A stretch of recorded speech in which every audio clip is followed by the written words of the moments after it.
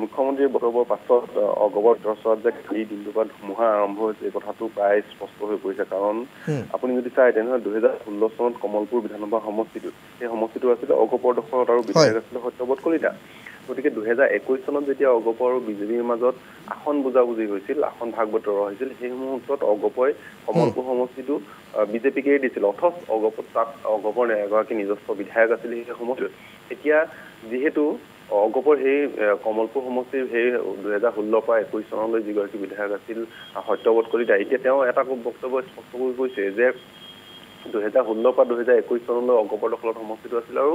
মিত্ৰতাৰ স্বাৰ্থত তেওঁলোকে 2021 চনৰ সেই সমষ্টিটো এৰি দিছিল এতিয়া বিজেপিয়ে সেই মিত্ৰতা ধৰ্ম পালন কৰিব লাগে মিত্ৰতা ধৰ্ম পালন কৰি তেওঁ সমষ্টিটো অগপক পুনৰ এৰি দিব লাগে বুলি সত্যব্ৰত কলিতা মন্তব্য কৰিছে আৰু সত্যব্ৰত কলিতা আন এটা কথাও স্পষ্ট কৰি দিছে যে সমষ্টিটোত কিন্তু তেওঁ এবাৰ অগপৰ দিয়ক বা নিদিয়ক সমষ্টিটোত বিজেপি এই দিয়ক বা নিদিয়ক কিন্তু সত্যব্ৰত কলিতা তাত নিৰ্বাচন খেলিব কাৰণ কমলপুৰ সমষ্টিৰ যিসকল তেওঁ শুভাকাংক্ষী আছে যিসকলৰ সৈতে তেওঁ উঠা বহা কৰে সকলোৱে এটা কথা তেওঁক হেঁচা দি আছে যে এই সমষ্টিৰ পৰা তেওঁ নিৰ্বাচন খেলিব লাগে অৰ্থাৎ সত্যব্ৰত কলিতাই মনে প্ৰাণে সম্পূৰ্ণৰূপে সাজু হৈছে তাত নিৰ্বাচন খেলিবৰ বাবে আৰু তেওঁ ইয়াৰ সমান্তৰালকৈ কমলপুৰ সমষ্টিত তেওঁ যিসমূহ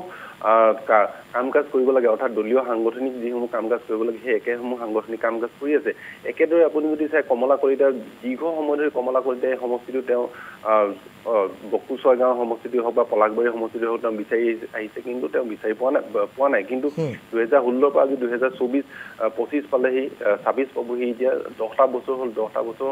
হৈ যোৱাৰ পাছতো কিন্তু অগপৰ এই যি কামৰূপৰ যিকেইটা সমষ্টি আছে যিকেইটা সমষ্টিত অগপৰ পূৰ্বতে নিৰ্বাচন খেলি জয়লাভ কৰিছিলে সেই সমষ্টিকেইটাত কিন্তু বিজেপিয়ে তেওঁলোকক এৰি দিয়া নাই এনে প্ৰেক্ষাপটত বিশেষভাৱে কমলা কলিতা আৰু সত্যব্ৰত কলিতাই বিচৰাৰ দৰে যদি অগপই তেওঁলোকক টিকেট নিদিয়ে বা তেওঁলোকক সমষ্টিসমূহ বিজেপিৰ পৰা নলয় তেনেহ'লে কিন্তু অগপত যে বিদ্ৰোহ হ'ব ই এক প্ৰকাৰ নিশ্চিত কাৰণ 2016 চনৰ পৰা 2021 চনত যেতিয়া বিজেপি আৰু অগপৰ মিত্ৰ জোঁটৰ চৰকাৰ গঠন হৈছিল সেই চৰকাৰ সময়ছোৱাত অগপৰ দখলত থকা 5টা সমষ্টি আপুনি যদি চাই 5টা সমষ্টি অগপৰ পৰা বিজেপিয়ে কাঢ়ি লৈছিল বুলি ক'লেও ভুল কোৱা নহ'ব কাঢ়ি লৈছিল সেইকেইটা সমষ্টিৰ নিজস্ব বিধায়ক আছিল অগপৰ এতিয়া অগপৰ সেইকেইটা সমষ্টি পুনৰবাৰ বিচাৰিছে অৰ্থাৎ সেই মুহূৰ্তত তাত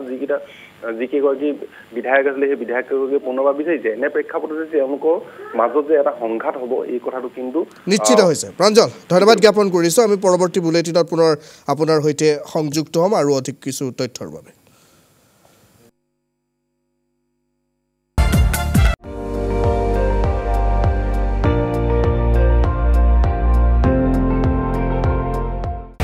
আপুনি চাই আছে ND24 সৰ্বশ্ৰেষ্ঠ নহয় সৰ্বোত্তমৰ দৌৰ